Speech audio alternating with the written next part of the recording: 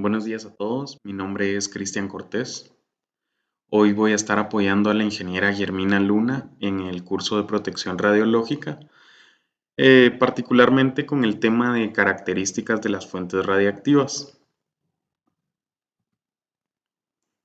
El objetivo de desarrollar este tema es identificar los diferentes tipos de fuentes de radiaciones que se utilizan, su utilización en la medicina, la industria, la agricultura, la docencia, la investigación y sus características fundamentales. Y también el de identificar los riesgos relacionados con el uso de estas fuentes y su percepción a la hora de establecer los mecanismos de control. Esto porque recordemos que uno de los objetivos generales de este curso es poder prevenir los riesgos a los que se enfrentan los trabajadores que están ocupacionalmente expuestos. El contenido para el desarrollo de este tema empieza con los tipos de fuentes y su aporte a la dosis. Luego sigue con la utilización de fuentes de radiación ionizante en la medicina, en la industria, en la agricultura, en la docencia y en la investigación. Después seguimos con la categorización de fuentes, luego los tipos de equipos y fuentes de diferentes prácticas y finalmente vamos a ver los riesgos relacionados con el uso de las fuentes. Para empezar, vamos a irnos un poquito atrás con temas que ustedes ya están familiarizados, pero vamos a homologar algunos conceptos para esta presentación. Y vamos a empezar hablando del átomo.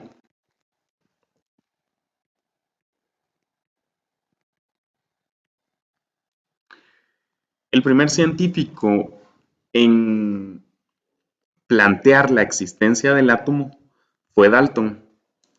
Él propuso que todos los objetos estaban formados por átomos y que el átomo era la partícula más pequeña que podíamos encontrar en la naturaleza. O sea que el átomo no se podía dividir en nada más. Este era el átomo de Dalton. Luego vino, eh,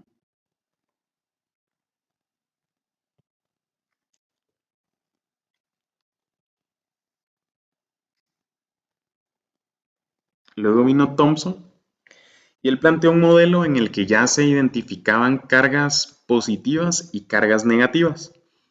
El modelo que él planteó popularmente se le conoció como el modelo de pudín de ciruelas y prácticamente era por la manera en que él dibujaba el átomo. Él proponía una base de carga positiva y que en esta base estaban sobrepuestas cargas negativas.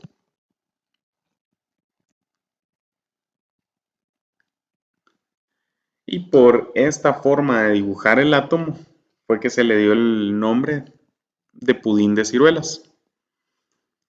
Thomson trabajaba con otro científico de apellido Rutherford,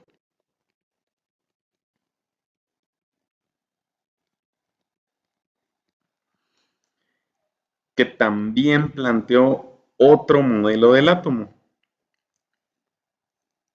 Él igual hacía una separación entre cargas positivas y negativas, solo que Rutherford ya proponía un núcleo positivo en el centro y decía que el núcleo estaba rodeado por una nube de cargas negativas. Lo que Rutherford planteó fue esto. En esta época todavía no existían los neutrones, por eso es de que ellos planteaban cargas positivas y negativas y planteaban núcleos positivos, eh, porque todavía no se había descubierto el neutrón. Con este modelo ustedes ya van a estar un poco más familiarizados porque es similar al que han venido viendo.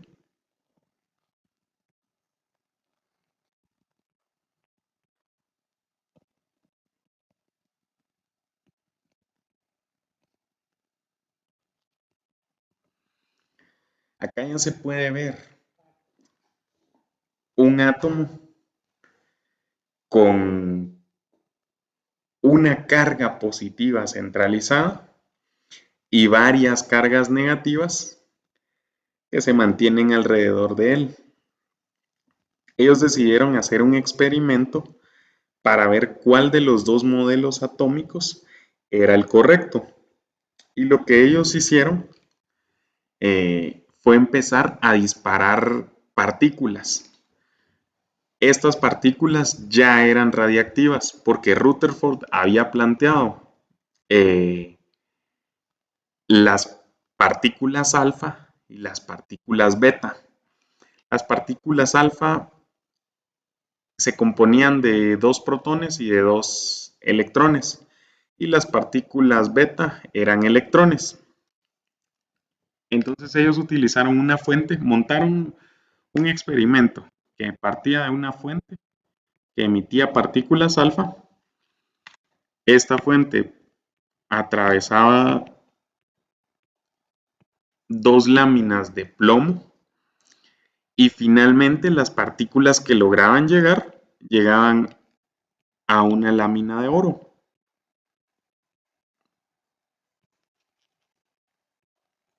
Estas rayadas son las de plomo.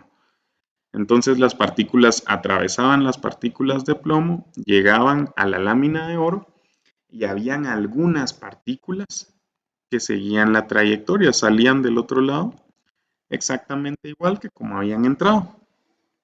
Pero habían otras que se desfasaban, tenían un ángulo de desfase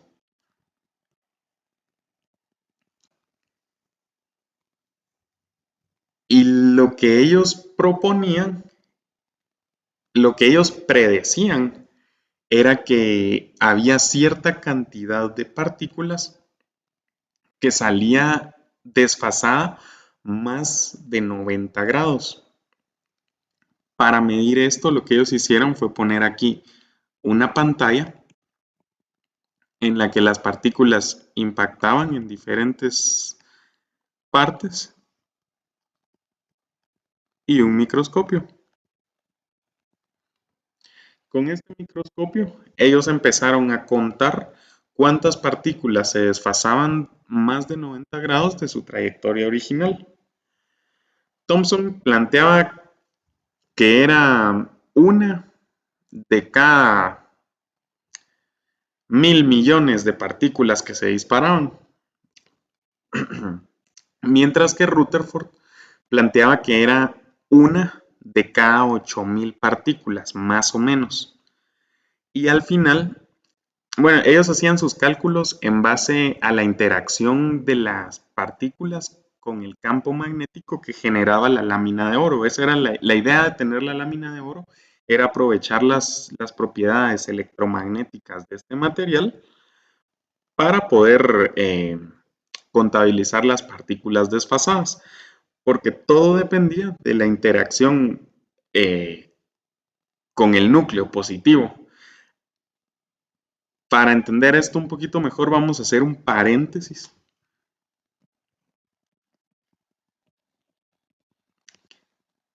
Y vamos a analizar un poquito cómo se comportan las cargas positivas y las cargas negativas.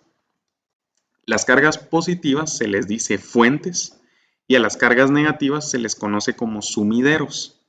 Y es porque las cargas positivas son capaces de generar líneas de campo eléctrico y las cargas negativas absorben este campo eléctrico. Entonces, si lo viéramos independientemente, las cargas positivas hacen líneas de campo eléctrico para afuera y las cargas negativas hacen líneas de campo eléctrico